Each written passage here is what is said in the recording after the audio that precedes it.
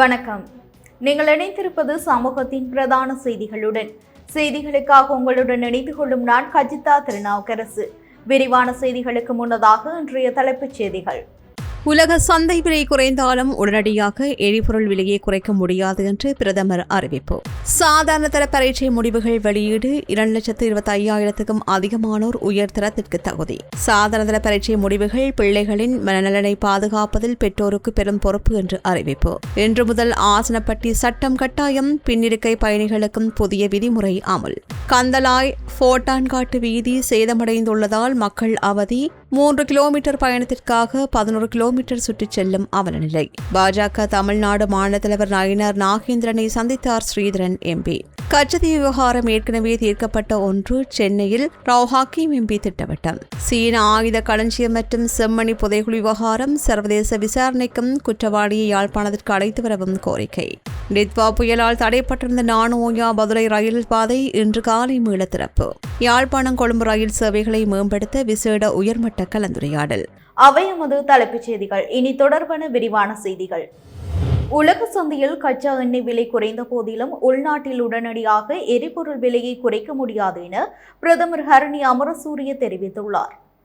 மகாநாயக்க தேரர்களை சந்தித்து ஆசி பெற்ற பின்னர் ஊடகங்களிடம் பேசிய அவர் இதனை தெளிவுபடுத்தினார். இதுகுறித்து மேலும் தெரிவிக்கையில், தற்போது சந்தையில் உள்ள எரிபொருள் அதிக விலை கொடுத்து வாங்கப்பட்டதாகும்.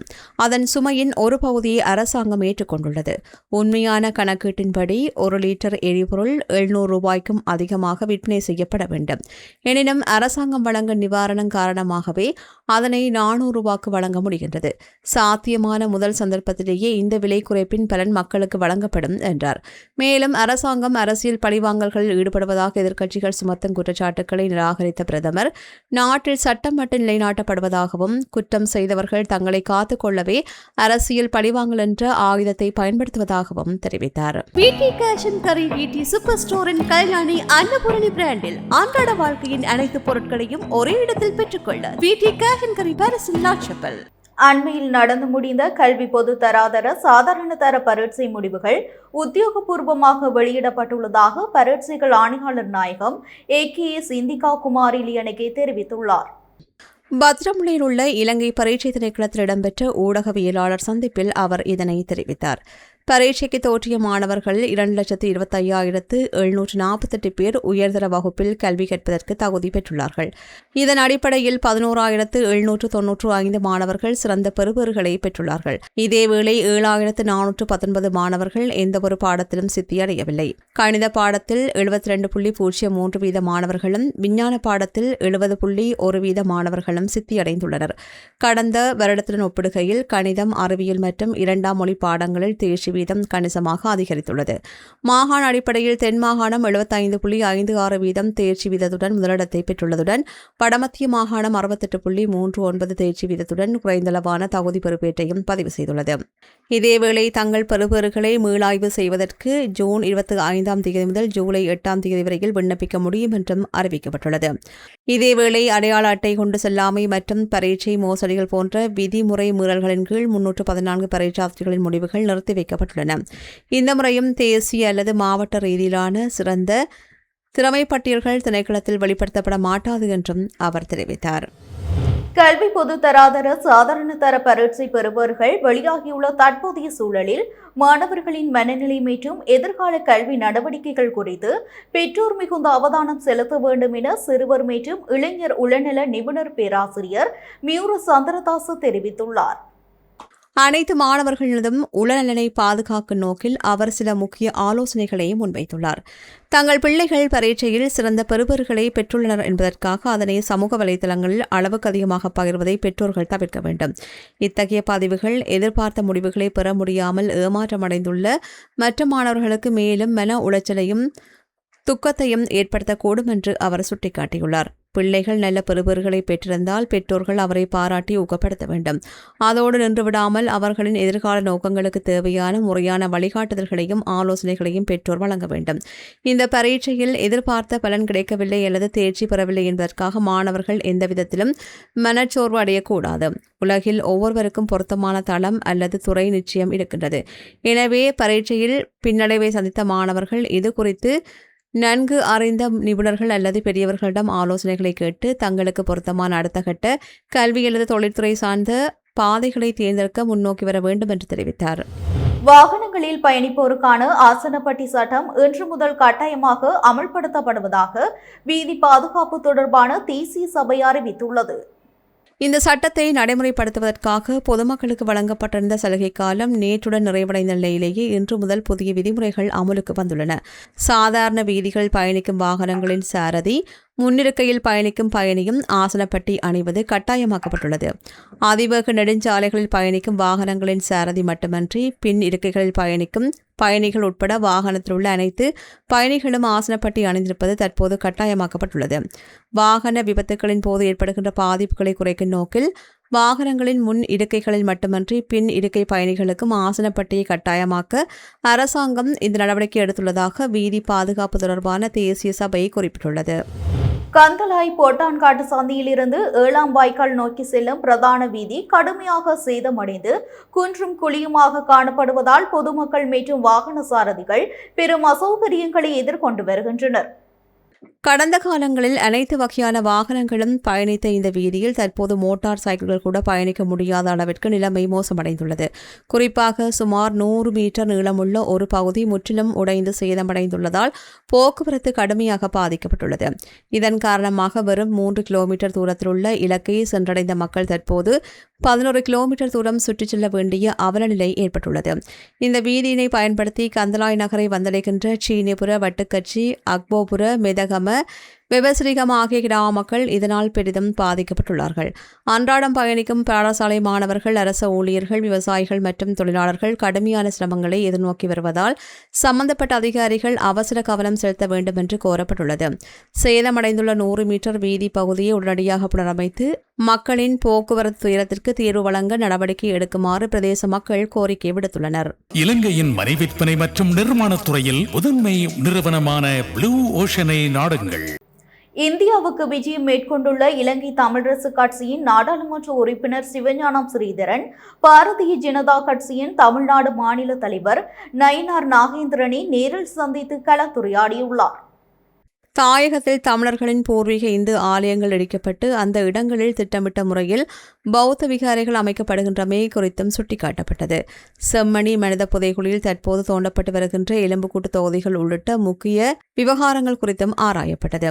தமிழ் மக்கள் மீது நிகழ்த்தப்பட்ட இனப்படுகொலைக்கான நீதியை நிலைநாட்டுவது தொடர்பில் விரிவாக கலந்துரையாடப்பட்டது. ஈழத் தமிழர்களுக்கான நிரந்தர அரசியல் தீர்வு மற்றும் தமிழ் மக்களின் அரசியல் அபிலாஷைகள் தொடர்பில் இருதரப்பிற்கும் இடையில் ஆழமான கருத்து பரிமாற்றங்களும் இடம்பெற்றன. தாயக தமிழ் மக்களின் சமகால அரசியல் மற்றும் வாழ்வாதார பிரச்சினைகள் குறித்து ஆராயப்பட்ட இந்த சந்திப்பில் இத்தகைய ஆலோசனைகளை தொடர்ச்சியாக முன்னெடுத்துச் செல்வது குறித்து இருதரப்பிலும் இணக்கம் காணப்பட்டது. இந்த உயர்மட்ட சந்திப்பில் தமிழ் மக்களின் அரசியல் விவகாரங்களில் 50 ஆண்டுகால நீண்ட அனுபவமிக்க மூத்த தலைவரான KS ராதாகிருஷ்ணன், பாரதிய ஜனதா கட்சியின் தமிழ்நாடு மாநில செயலாளர் மற்றும் கட்சியின் முக்கிய பிரமுகர்கள் பலரும் கலந்து கொண்டமை குறிப்பிடத்தக்கது.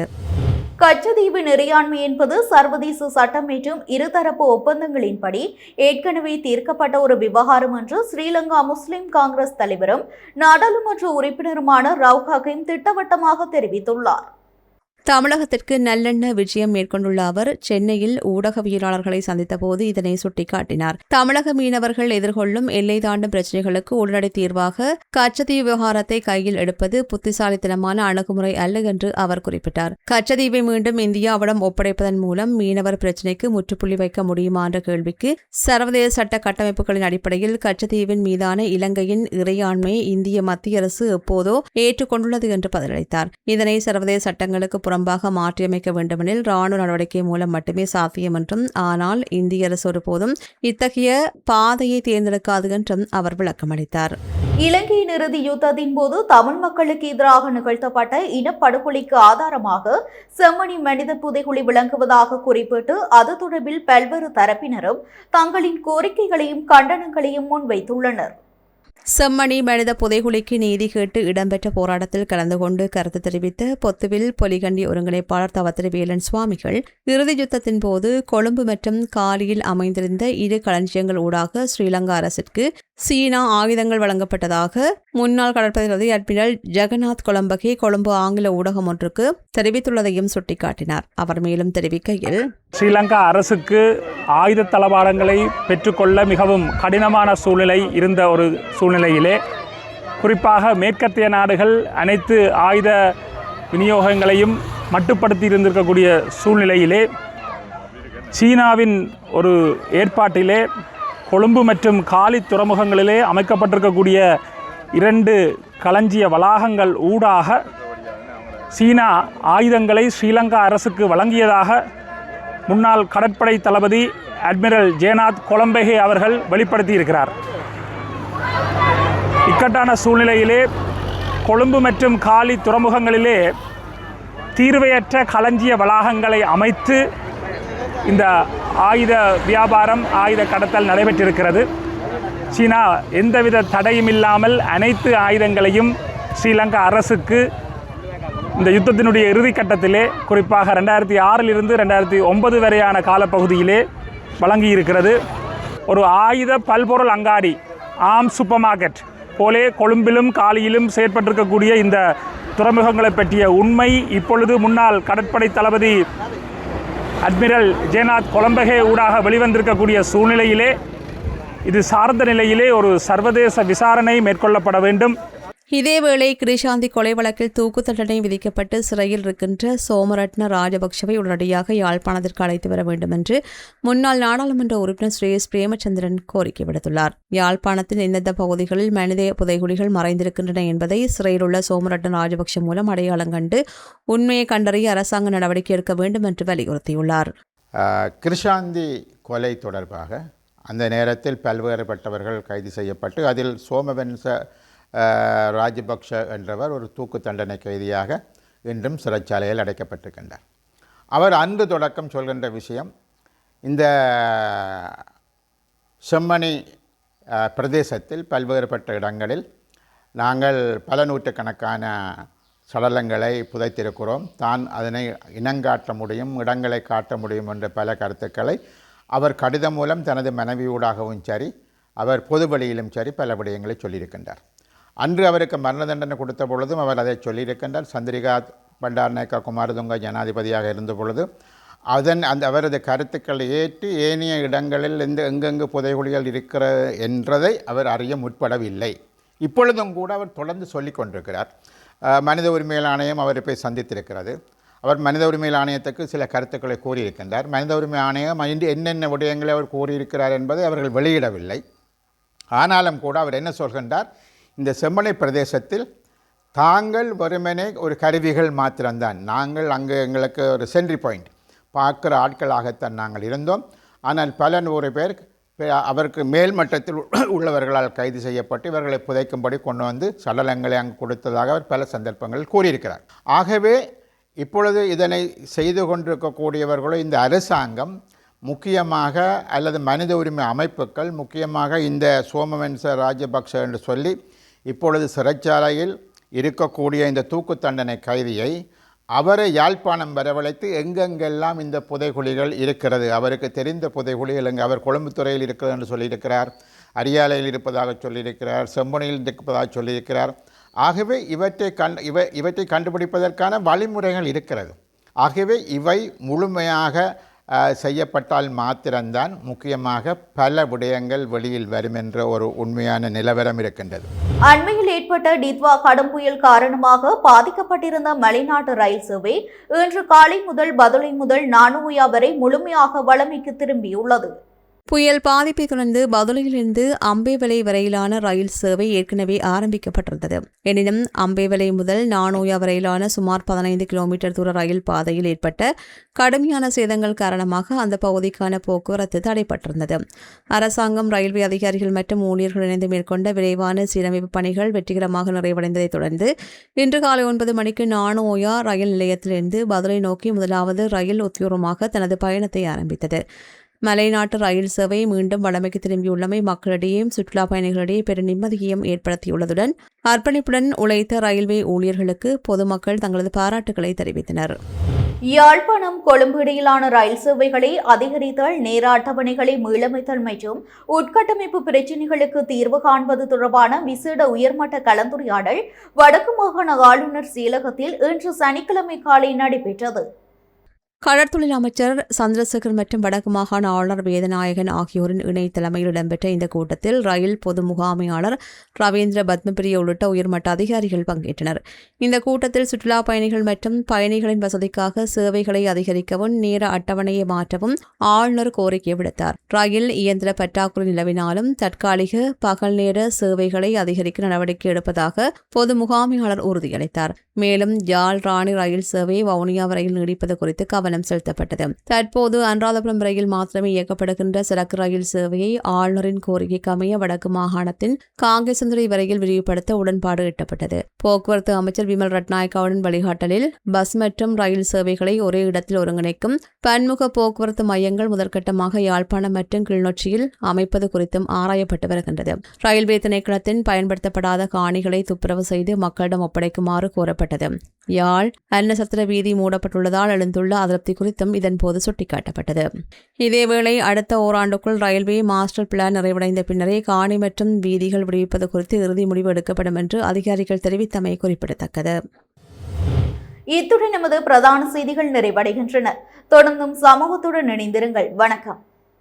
எமது RIP பேச்சுக்கு கிடைத்த மரண அறிவித்தல்கள். யாழ்ப்பாணம் காரைநகர கல்வந்தாழ்வை பிறப்பிடமாகவும் வதிவிடமாகவும் கொண்டிருந்த திரு கந்தையா நவரட்னம் அவர்கள் 19/6/2026 வெள்ளிக்கிழமை அன்று காலமானார். திருகோணமலையை பிறப்பிடமாகவும் பிரான்ஸை வதிவிடமாகவும் கொண்டிருந்த திரு ஆண்டனி லாரன்ஸ் அவர்கள் 19/6/2026 வெள்ளிக்கிழமை அன்று காலமானார். மட்டக்களப்பு சந்திவெளியை பிறப்பிடமாகவும் வதிவிடமாகவும் கொண்டிருந்த திரு கணபதி பிள்ளை யோகராசா அவர்கள் 18/6/2026 வியாழக்கிழமை அன்று காலமானார். யாழ்ப்பாணம் மயிலட்டி நாவரடியை பிறப்பிடமாகவும் வதிவிடமாகவும் கொண்டிருந்த திரு தங்கராஜா லக்குணராஜா லக்குணன் அவர்கள் 18/6/2026 வியாழக்கிழமை அன்று காலமானார். மேலே அறிவிக்கப்பட்ட அனைத்து மரண அறிவித்தல் இறுதிக்கிரியை பற்றிய தகவல்களை அறிந்து கொள்ள ரிப்டாட் பேஜை பார்வையிடுங்கள். இதற்கான லிங்க் கீழிருக்கும் டிஸ்கிரிப்ஷனில் பார்வையிடலாம். இது போன்ற செய்திகளை தெரிந்து கொள்ள சமூகம் நியூஸ் சேனலை சப்ஸ்கிரைப் செய்து அருகில் உள்ள பெல் பட்டனை கிளிக் செய்யுங்கள். மேலும் இது போன்ற செய்திகளை உடனுக்குடன் தெரிந்து கொள்ள சமூகமீடியா.com என்ற இணையதளத்தின் வாயிலாகவும் எங்களுடன் இணைந்திருங்கள்.